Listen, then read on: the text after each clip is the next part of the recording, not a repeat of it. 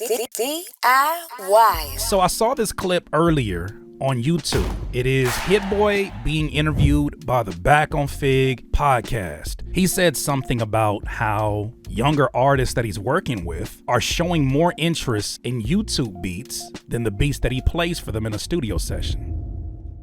Excuse me? You know, right now, I think niggas should lock in with a producer.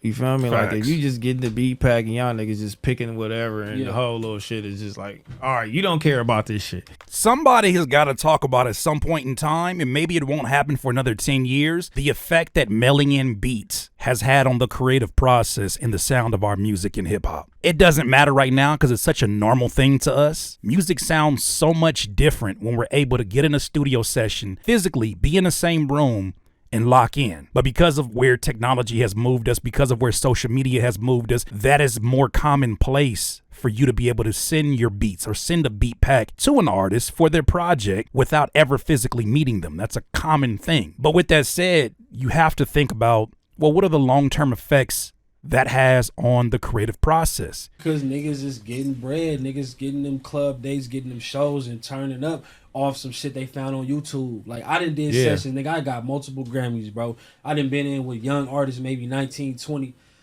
playing 10, 11 beats. Niggas skip through everything, go to YouTube and pull up some shit.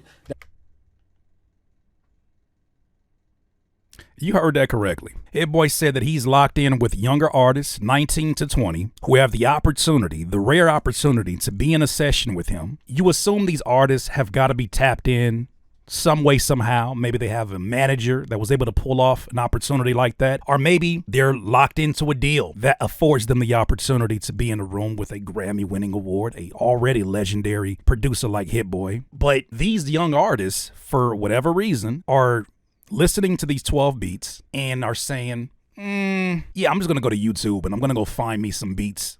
Just rock out with those. He kind of alluded to it earlier when he talked about how a lot of these artists are getting money. A lot of these artists are finding other streams of revenue, and that may perhaps have an influence on why they're choosing the YouTube beats. But look at his reaction to him just saying that.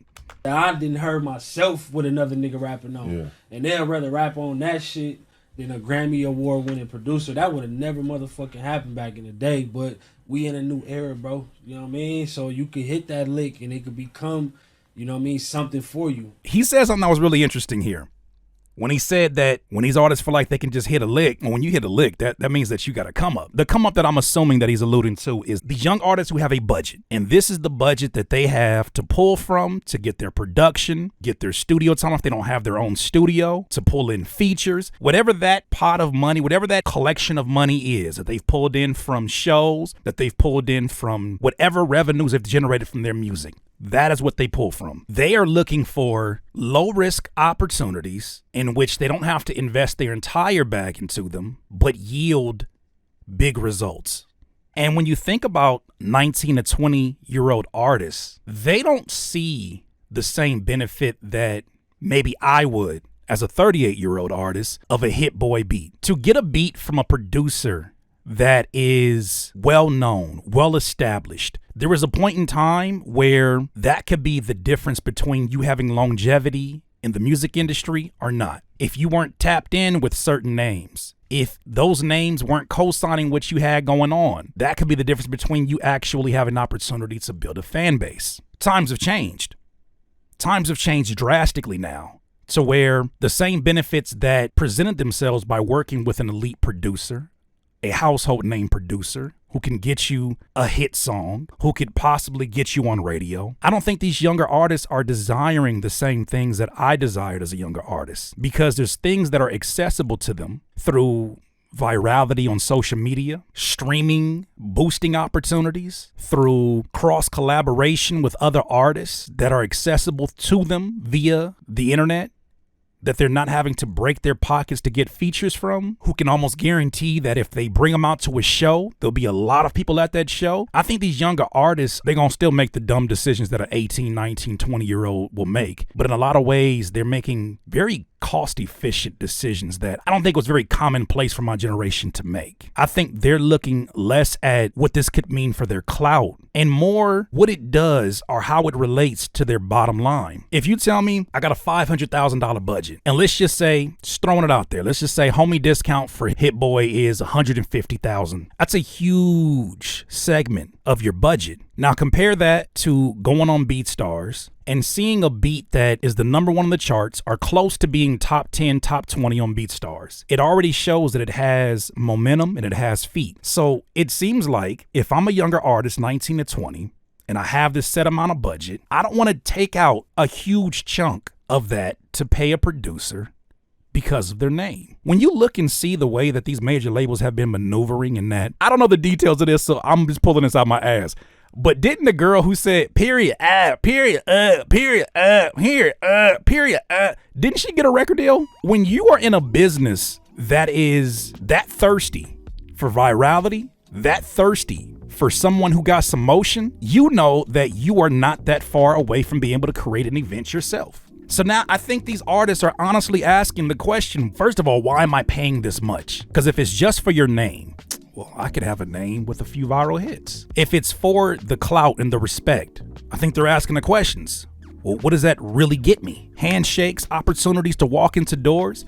You know what else does that? When you get some motion on the internet.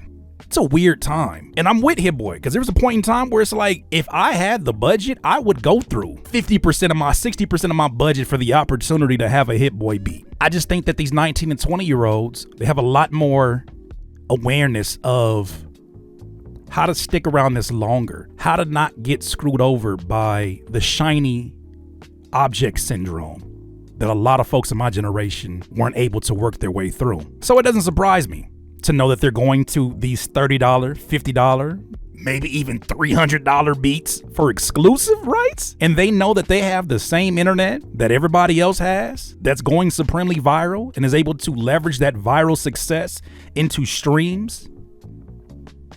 How much I gotta pay you? 200 racks? For one beat.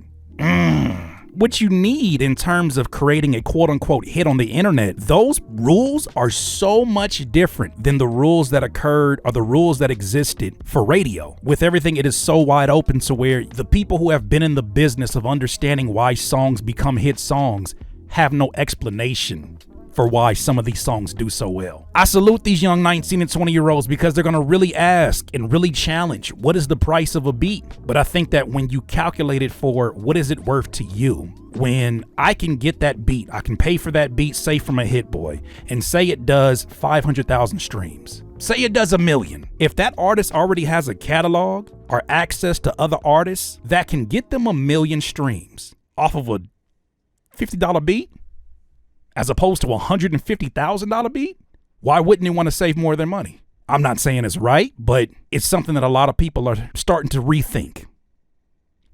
What are your thoughts on this? DIYers, if you enjoyed this content, make sure that you hit the like button and maybe even consider subscribing. Come on, man. Stop being greedy. Peace.